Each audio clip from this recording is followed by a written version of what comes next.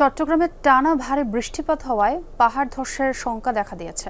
ঝুঁকিপূর্ণ জেনেও দীর্ঘদিন ধরে পাহাড়ের পাদদেশে বসবাস করছে অসংখ্য পরিবার। এমন অবস্থায় তাদের সরিয়ে নিতে মাইকিং করলেও আশ্রয় কেন্দ্রে যায়নি কেউই।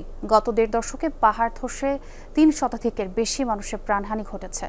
তাই অবৈধভাবে বসবাস করা পরিবারগুলো একটি স্থায়ী সমাধান চান। আন্তর্জাতিক মানসম্পন্ন টেম্পার গ্লাসের ওয়ালটন গ্যাস স্টোভ আপনার রান্নাঘরের পারফেক্ট পার্টনার।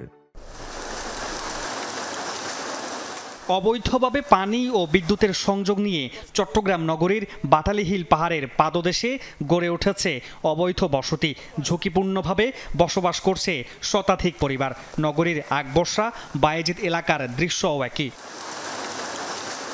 গত কয়েকদিন ধরে চট্টগ্রামে টানা ভারী বৃষ্টিপাতের কারণে পাহাড় ধসের শঙ্কা দেখা দেয়ায় ঝুঁকিপূর্ণভাবে বসবাসরতদের আশ্রয় কেন্দ্রে সরে যেতে মাইকিং করছে প্রশাসন।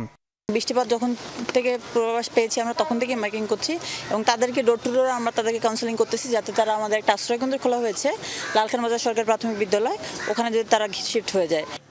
পাহাড়ের পাদদেশে বসবাসরতদের বেশিরভাগ নিম্ন আয়ের শ্রমজীবী মানুষ। মৃত্যু ঝুঁকি আছে জেনেও কম ভাড়ায় এখানে থাকেন।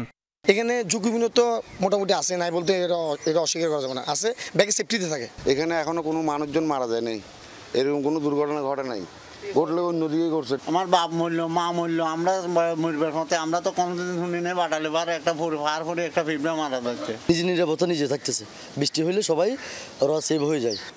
প্রতি বছর বর্ষা মৌসুম এলেই চলে উচ্ছেদ কিংবা সরিয়ে নেয়ার তোড়জোড়। স্থায়ী পুনর্বাসন ছাড়া সরতে নারাজ এসব মানুষ। এখানে তো মনে করেন কেউ বড় উদ্যোগ নেয় না, যা ছোটখাটো উদ্যোগ নেয় সেটা স্কুলের মধ্যে রাখে। ওরা 2 দিন, 1 সপ্তাহ বা 1 মাস এরকম রাখে। বর্ষাকাল আসে, প্রত্যেকটা বছর সরায় দেয়, আমাদেরকে যাইবার কোনো স্থান নাই। যদি কোনো ভালো একটা স্থান থাকতো তাহলে আমরা এখান থেকে সতর্কবাণী অন্য জায়গায় চলে যেতাম। এখানে আমরা 40 বছর আছি, এখানে কিচ্ছু নেই, একজন মানুষও ক্ষতিও নেই। পাহাড় ব্যবস্থাপনা কমিটির সভা থেকে এখন পর্যন্ত 30টির বেশি সুপারিশ করা হলেও তার বাস্তবায়ন নেই। তাদেরকে আমরা শিফট করার জন্য আসলে পরিকল্পনার মধ্যে আছি যে অবৈধ জায়গায় পাহাড়ের ইয়েতে কেউ থাকবে না। তো এটাও তো একটা দীর্ঘমেয়াদী পরিকল্পনা, সেজন্য হয়তো এটা বাস্তবায়নে কিছুটা সময় লাগবে। চট্টগ্রামে পাহাড়ের পাদদেশে বাস করে অন্তত 8 শতাধিক পরিবার। গত 15 বছরে পাহাড় ধসে মৃত্যু হয়েছে প্রায় 350 জনের। মামুন নুরশিদ অভি, যমুনা নিউজ, চট্টগ্রাম।